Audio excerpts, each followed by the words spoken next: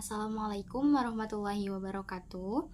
Perkenalkan, nama saya Siti Rahmatul Uma dari kelas AK24F dengan NIM 202400700142. Di sini saya akan menjelaskan sedikit mengenai materi akuntansi biaya.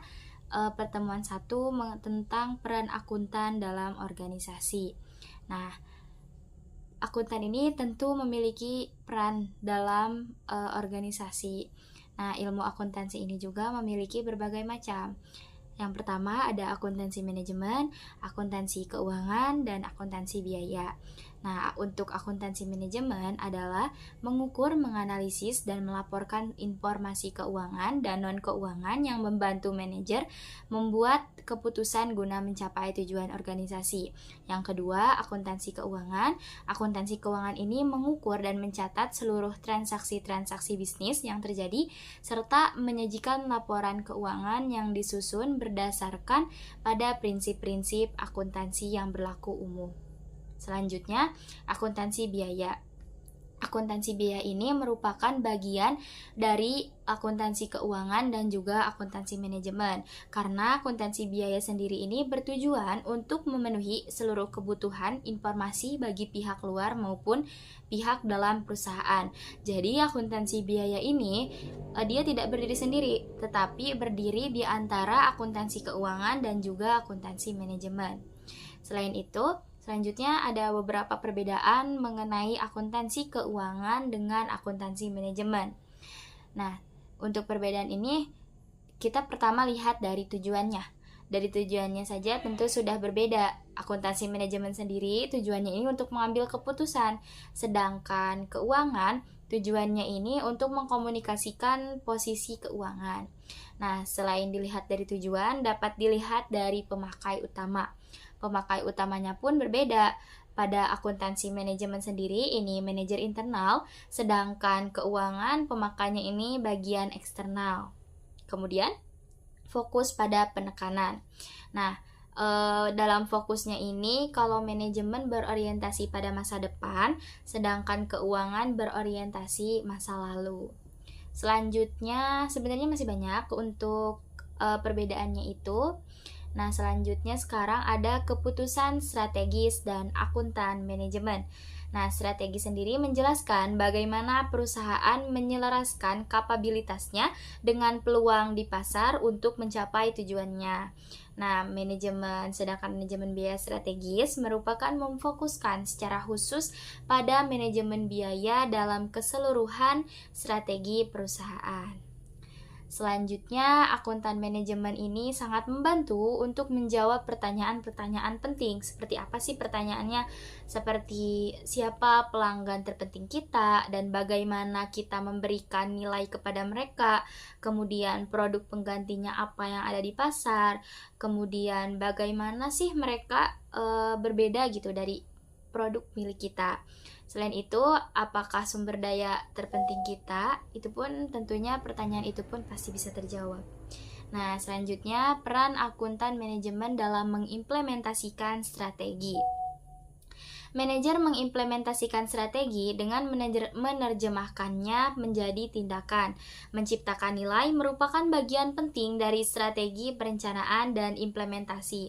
Nilai juga adalah manfaat yang diperoleh pelanggan dari produk ataupun layanan perusahaan. Nah, selain itu, adapun analisis rantai nilai.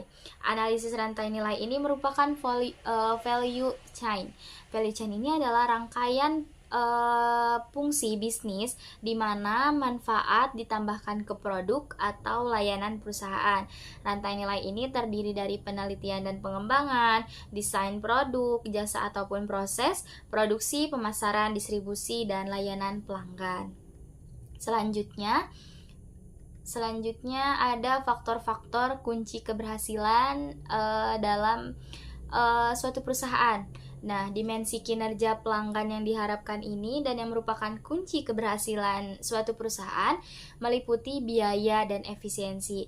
Jadi, dalam biaya dan efisiensi, perusahaan menghadapi tekanan yang terus-menerus untuk menurunkan biaya produk maupun jasa yang mereka jual. Nah, perlu diperhatikan juga dalam kualitasnya, karena pelanggan sangat berharap mutu pada tingkat yang sangat tinggi.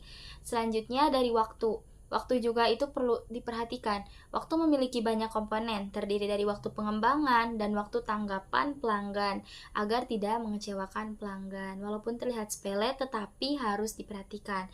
Selanjutnya, inovasi pun harus diperhatikan. Inovasi ini harus produk ataupun jasa yang inovatif merupakan dasar untuk mencapai keberhasilan suatu perusahaan yang terus-menerus. Selanjutnya ada sistem perencanaan dan pengendalian. Nah, perencanaan ini apa sih? Perencanaan ini atau yang sering dikenal planning.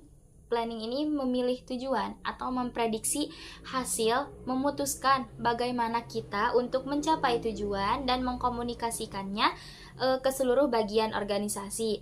Nah, ada alat perencanaan terpenting ini adalah anggaran atau budget.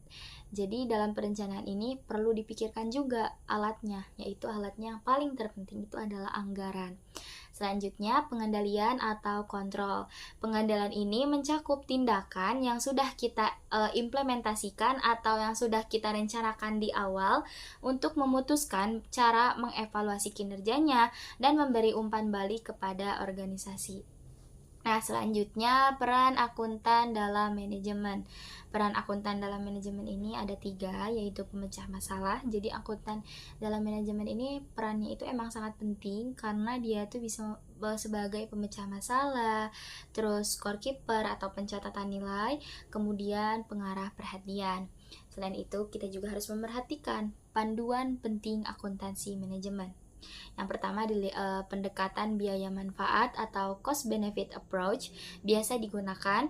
Manfaat pada umumnya harus melebihi biaya sebagai aturan keputusan dasar. Yang kedua, pertimbangan perilaku dan teknis kemanusiaan dilibatkan dalam keputusan, tidak hanya uang. Jadi ketika kita melakukan pertimbangan untuk untuk mengambil keputusan itu, kita tidak hanya membutuhkan uang ataupun budget, tetapi kita juga harus melibatkan orang-orang yang ada di organisasi itu. Kemudian berbagai definisi biaya dapat digunakan untuk berbagai penerapan. Selain itu, dalam akuntansi ini kita pun ada etikanya ketika menjalankan suatu perusahaan. Ada 4 standar etika untuk akuntan manajemen sebagaimana dijabarkan oleh Institute of Management Accounts.